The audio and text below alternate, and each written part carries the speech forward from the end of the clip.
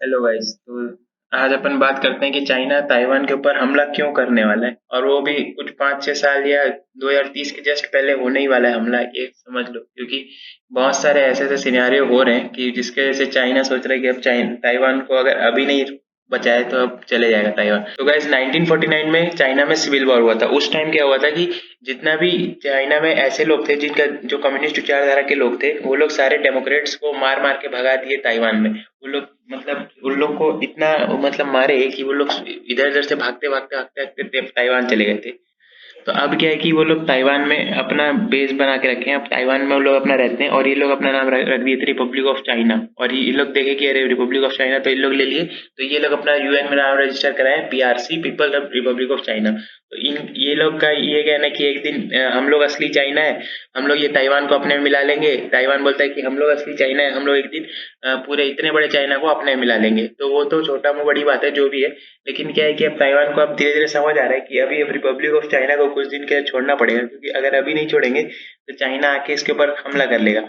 क्योंकि देखो, जो ये आप पढ़ सकते हो न्यूज़ आर्टिकल कि China could invade Taiwan in 6 years top US commander. इनको ये डर है कि बस क्योंकि ताइवान के साथ ऐसा-ऐसा हाल हो रहा है ना कि ताइवान को इन लोगों अब जल्दी अगर कब्जा नहीं किए तो ताइवान के हाथ से चले जाएगा। क्यों? क्योंकि देखो, जो ताइवान जो था वो 1950 के अराउंड से जब तक आज 2020-21 तक ये एक बार भी किसी के साथ इसका डिप्लोमेटिक रिलेशन नहीं रखने देता था चाइना उसको। डिप्लोमेटिक रिलेशन मतलब क्या होता है कि जो किसी देश के साथ जो आपसी जो बातचीत होता है, जो पार्टनरशिप होता है, जो लोग अपने जो मतलब समझौते करते हैं, जो भी मेमोरेंडम ऑफ अंडरस्टैंडिंग वगैरह होता है, मतलब किसी भी देश के साथ जो फॉर्मल रिलेशंस होते हैं, वो रिलेशन नहीं रखने देता था चाइना। क्योंकि अगर मान लो कि जैसे इंडिया है, इंडिया में अगर कर्नाटका किसी देश के साथ अपना डिप्लोमेटिक टाइज बिठा लिया, तो इसका मतलब ये होगा ना कि कर्नाटका एक अपने आप को एज अ अलग राज्य मान रहा है। ऐसे मानता नहीं है कोई, लेकिन अगर कोई देश के अंदर का कोई टुकड़ा दूसरे देश के साथ अपना फॉर्मल रिलेशन बना के रखा है, तो उसका मतलब यही होगा कि वो अपने आप को अलग देश मानता है और दूसरे देश का उसके ऊपर कोई अधिकार नहीं। तो ताइवान को इसलिए नहीं बनाने देता था क्योंकि अगर ताइवान जितने ज्यादा लोगों के साथ अपना डिप्लोमेटिक रिलेशन बनाएगा, उतना लोग उसको मतलब इंडिपेंडेंट देश की उपाधि देंगे। और चाइना का जो वन चाइना पॉलिसी है, जिसके तहत वो ये कहता है कि ताइवान वगैरह सब उसका है, तो वो चीज कोई मानेगा नहीं। और उसके बाद फिर ताइवान को अलग स्टेट मिल जाएगा, तो फिर वो एज अ किसी दूसरे कंट्री के ऊपर कब्जा तो करके अपने उसको ले नहीं सकता। तो इसकी वजह से क्या किया है कि वो जो भी उसके साथ ताइवान के साथ डिप्लोमेटिक रिलेशन करने की कोशिश करता था, उन लोग को अपनी कूटनीतिक तरीके से उनका सारा चीज कैंसिल करा देता था।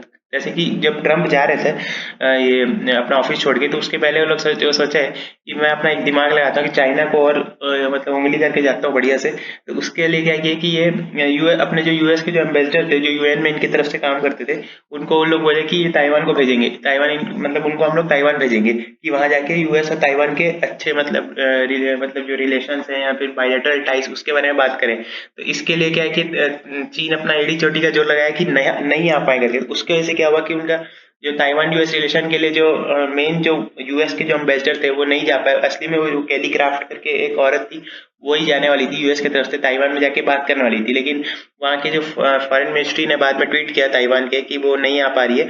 तो उसके बाद अब क्या हुआ कि उससे तो बच गया, क्योंकि ताइवान का क्या है कि कोई देश साथ देता नहीं है।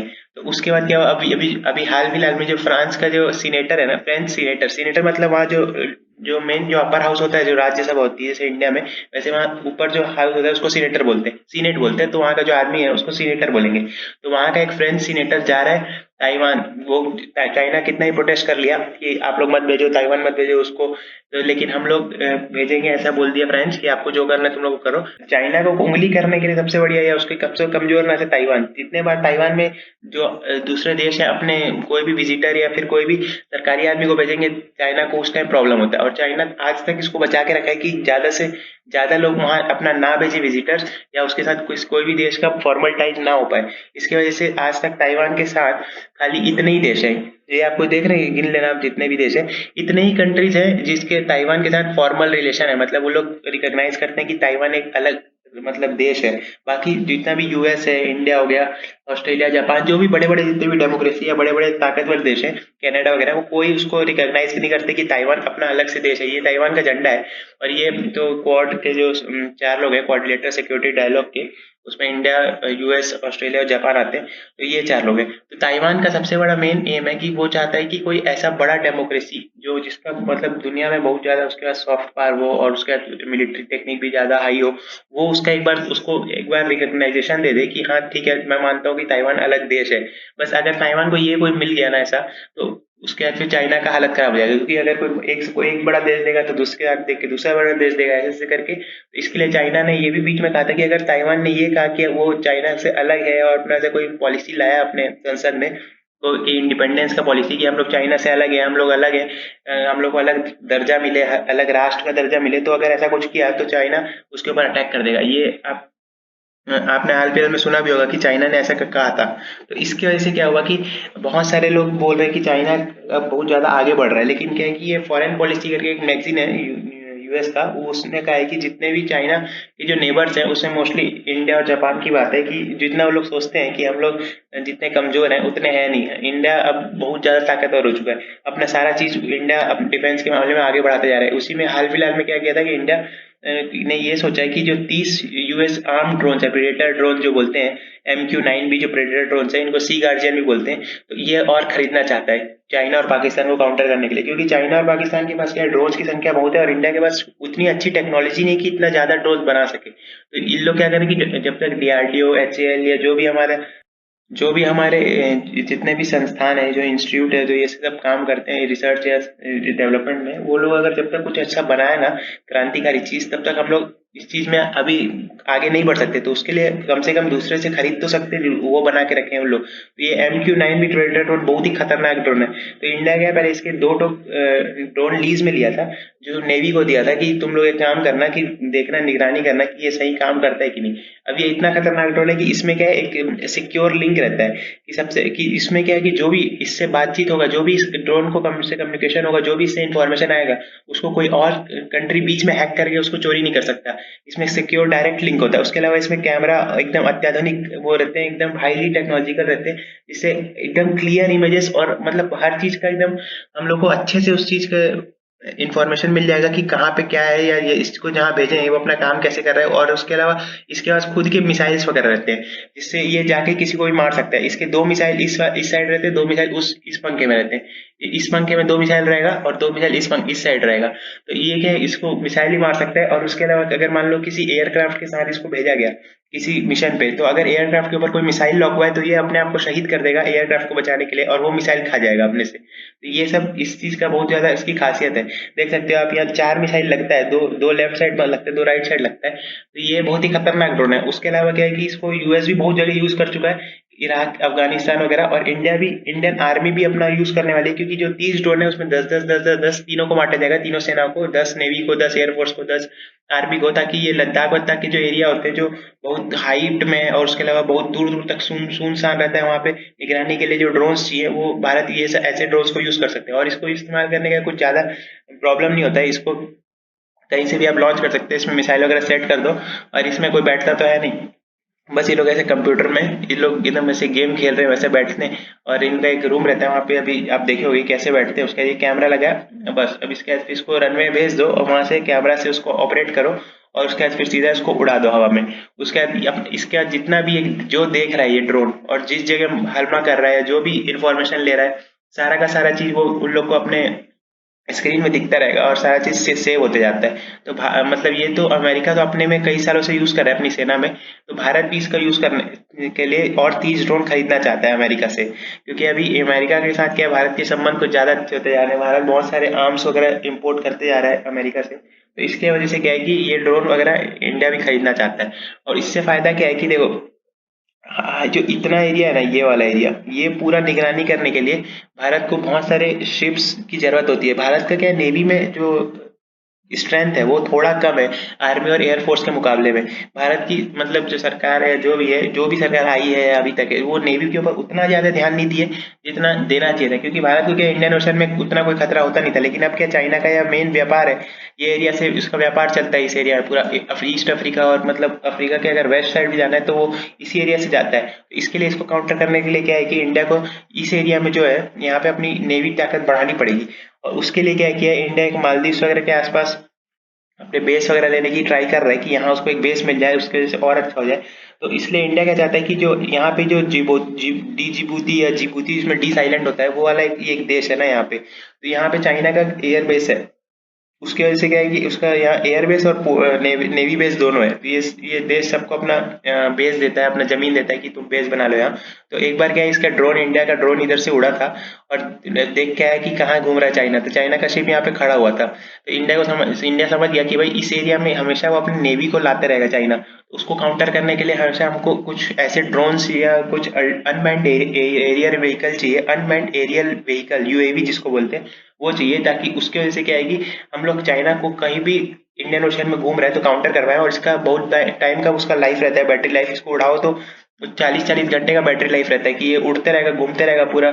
जितना भी निगरानी करने का काम रहेगा वो आराम से इधर घूम रहा है, इधर घूम रहा है, कहीं भी घूमते रहेगा पूरे इंडियन ओशन और मालदीव के आसपास और जितने भी एरिया में इंडिया को निगरानी करना है। ऊपर इसके अलावा जो ये लद्दाख वाला एरिया, ये भी पहाड़ वहाड़ से घिरा रहता है इस एरिया में। तो यहाँ पे आप लोग को लग रहा होगा कि असली में अपना देश के यहाँ से, लेकिन ये मैप गलत बना है। तो वो तो उसका कोई टेंशन नहीं हो, तो कोई कभी ना कभी आ ही जाएगा, अपन इंडिया जाके ले ही लेगा पाकिस्तान से, उसका कोई बड़ी बात नहीं है। तो इसके लिए क्या है कि ये सब एरिया में भी निगरानी करने के लिए बहुत अच्छा है। अरुणाचल प्रदेश इस एरिया में जो हो गया, इस एरिया में अभी भारत को यूरेनियम भी मिला है। इसके यूरेनियम के कुछ रिजल्ट्स मिले कि यहाँ यूरेनियम मिल सकता है, तो इसका भी एक्सप्लोरेशन और करना पड़ेगा। उसके लिए चाइना भी मना कर रहा है कि मत लो और यूरेनियम मत लो वहां से करके, तुम लोग अरुणाचल प्रदेश में नहीं खोद सकते। तो भाई हमारा जगह हम लोग यूरेनियम निकालने कुछ निकाले, तुमको क्या जा रहा है भाई। उसके अलावा क्या है कि जितना भी इंडियन ओशन में छोटे छोटे आइलैंड्स है ना, वो सारा का पूरा एकदम क्लियर निगरानी रखता है, ऐसे उड़ते उड़ते पूरा देख लेगा। यहाँ पे देखो कोई छाता लगा के घूम रहा है नीचे में। उसके अलावा यहाँ पे जो भी कोई घूम रहा है, जैसे जो भी गलत एक्टिविटीज या अच्छी एक्टिविटीज जो भी हो रही सब चीज कर लेगा, ड्रोन पकड़ लेगा। अब इधर क्या है, चाइना का अपना दिमाग लगाया कि सोचा कि जापान को क्या है कि हम लोग परेशान करके रखेंगे, क्योंकि जापान के पास क्या है कि एयरक्राफ्ट कैरियर है नहीं। उसके पास एक टाइम पे 26 एयरक्राफ्ट कैरियर होते थे, है ना, तो वो 26 को डीकमीशन कर दिया था। मतलब वो ऐसा नहीं कि एक ही टाइम पे उसके पास 26 थे, लेकिन वो 26 एयरक्राफ्ट कैरियर आज तक उसके पास हुए टोटल, लेकिन वो सारे को डीकमीशन कर चुका है, क्योंकि अमेरिका उसके ऊपर बम बम गिराया था, तो वो पूरा अनकंडीशनल सरेंडर किया था, जो कि आपको जो करना है कर लो, बिना शर्त का सरेंडर कर दिया था, जो शर्त लगाना लगा लो। तो उस टाइम किया था। अब तो यूएस और जापान एक साथ हो गए ना, तो इसके लिए क्या किया कि यूएस जो जापान क्या किया कि उसके पास हेलीकॉप्टर कैरियर था। हेलीकॉप्टर कैरियर में क्या होता है कि इससे प्लेन नहीं उड़ा सकते आप। ये देखो यहाँ पे आप देख सकते हो हेलीकॉप्टर वगैरह घूम रहा है इधर पे। ये देखो ये जो हेलीकॉप्टर वगैरह खड़ा है ना इधर पे, ये देखो ये हो गया, ये एक उड़ के जा रहा है। तो ये हेली कैरियर क्या होता है कि खाली हेलीकॉप्टर कैरियर कर सकता है, कैरी कर सकता है। इसमें प्लेन वगैरह उड़ाने के लिए मुश्किल होता है।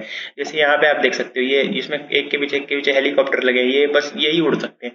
इसके अलावा इसमें जो प्लेन अगर कैरी करना है तो मुश्किल होता है। तो इसके लिए क्या किया, ये इसको ना मॉडिफाई कर रहा है कि हम लोग इसमें क्या छोटे छोटे प्लेन वगैरह उड़वा सकते हैं।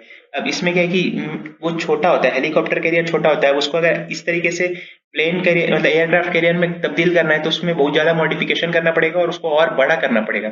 तो जापान क्या किया कि उसको इस तरीके से बनाना पड़ेगा, अगर उसको एक एयरक्राफ्ट कैरियर बनाना है तो वो क्या किया कि उसको नॉर्मल बनाया, थोड़ा सा बस मॉडिफाई करके बढ़ा दिया। और उसमें क्या किया कि वो F-35 प्लेन होते हैं ना, उसको उतार दिया। अब F-35 प्लेन होते हैं ना, वो छोटे से छोटे कैरियर में उतर जाते हैं। क्यों? क्योंकि उसको आप देखना, जो F-35 कैरियर प्लेन होते हैं, जैसे ये क्या होता है कि हवा में रुक के, मतलब vertical take off vertical landing इस तरीके से लैंड करता है, इसको रनवे की भी जरूरत नहीं होती।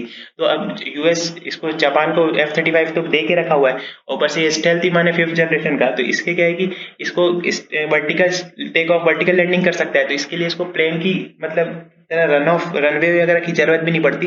ये सीधा खड़े खड़े उड़ जाएगा, खड़े खड़े निकल भी जाएगा, वैसे ही आके लैंड भी कर जाएगा। तो देखो ये कैसे काम करता है, ये ऊपर से बहुत ज्यादा अत्याधुनिक है। अब चाइना सोच रहा है कि भाई अब जापान हेलीकॉप्टर कैरियर को प्लेन कैरियर में बदल दिया, अब हम लोग करें तो करेंगे। इसका ऐसे तरीके से फ्लैप खुलता है, ये फ्लैप खुलता है, इसका ये पूरा थ्रस्ट इसको देता है, ये इस तरीके से रनवे में भी चल के उड़ सकता है। उसके अलावा क्या है कि ये जब हवा में आता है ना, तो वहां पे वो अपना स्पीड स्लो करके ऐसे वर्टिकली लैंड भी कर लेता है। तो इसको इसका कोई प्रॉब्लम नहीं है, ये रनवे में भी उड़ जाता है और ऐसे वर्टिकल भी उड़ सकता है। तो इसके लिए क्या है कि अमेरिका F-35 दे के रखा है जापान को, तो उसका इसको बहुत फायदा हो रहा है जापान को, कि उसका हेलीकॉप्टर कैरियर से वो उड़ा दे रहा है अपना ये ऐसे मस्त रन नीचे से उससे आता है प्लेटफॉर्म से, उसके बाद इसमें जो भी फ्यूल व्यूल भरते हैं, बस उसके बाद फिर ये निकल जाए मारने के लिए चाइना को, बस निकल जाता है इस तरीके से। ये देखो, ये अब चाइना सोच रहा है कि अब इसमें मैं क्या करूं कि इतना ये लोग बढ़िया बना दिए, छोटा सा हेलीकॉप्टर उड़ा सकता था, बस उसमें इतना भारी भरकम 5th जनरेशन का विमान उतार दिया। अब करे तो करे क्या, तो उसको समझ नहीं आ रहा है। उसके अलावा जो क्वाड है, जो कोऑर्डिनेटर सिक्योरिटी डायलॉग है, ये लोग क्या किए कि इसमें 4 देश आते हैं। इधर से इंडिया हो गया, इधर से आपको ऑस्ट्रेलिया दिख गया होगा, ये इधर जापान हो गया, ये साउथ कोरिया नहीं आता, ये गलत दिखा रहा है, ये जापान हो गया। उसके अलावा इधर ये आपका अमेरिका हो गया, ये वाला। तो ये 4 देश आते हैं। इनका मेन काम है कि ये जो एशिया पैसिफिक है, इसे ये वाला एरिया एशिया है, और ये वाला इंडोनेशिया, ये मतलब पैसिफिक ओशन है ये वाला।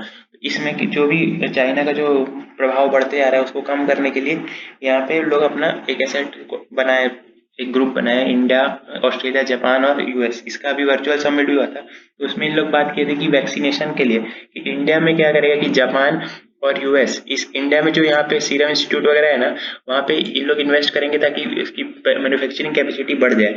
और उसके अलावा क्या है कि जो भी फाइनेंस करना रहेगा वो काम करेगा यूएस और अमेरिका, सॉरी, यूएस और जापान इसका काम करेगा जितना ही फाइनेंशियल करने का है। उसके अलावा अमेरिका, ऑस्ट्रेलिया बोला कि हमको भी कुछ काम दो, तो ऑस्ट्रेलिया का काम रहेगा कि वो इसको एक जो यहाँ बहुत सारे देश होते हैं ना, यहाँ ये ओशेनिया में, पॉलिनेशिया, मेलानेशिया, ये सब एरिया जो है ना, ये छोटे छोटे बहुत सारे देश हैं, तो इनको सब एक एक जगह तक पहुंचाने का काम दिया है ऑस्ट्रेलिया को कि वैक्सीन को इंडिया बनाएगा, पैसा इन्वेस्ट करेगा जापान और यूएस, और उसके अलावा हर जगह पहुंचाने का काम रहेगा ऑस्ट्रेलिया का। तो इसकी वजह से क्या है कि जो कोरोना है उसको जल्दी जल्दी भी खत्म कर सकते हैं। लेकिन ये अभी क्वाड अभी तो डिफेंस पैक्ट बना नहीं है, इसमें कोई डिफेंस की उतनी बातें हुई नहीं है, बस ये क्लाइमेट चेंज और कोरोना ये सब की बात हो रही है। तो इसका बहुत बड़ा रोल रहेगा चाइना को ताइवान के ऊपर हमला करने से रोकने, या उसके बाद चाइना को मतलब हराने का बहुत बड़ा इसका रोल रहेगा। तो गाइस, आप लोग को जो लगता है आप कमेंट करके बता सकते हैं कि कैसे इंडिया उसको रोक सकता है चाइना को, या चाइना जब ताइवान में हमला करेगा तो इंडिया इधर से क्या फायदा उठा के अक्साई चीन वापस ले सकता है। तो ये आप कमेंट करके बता सकते हैं ऐसा करना चाहिए कि नहीं। और मिलते हैं अगले वीडियो में। बाय बाय, तब तक के लिए।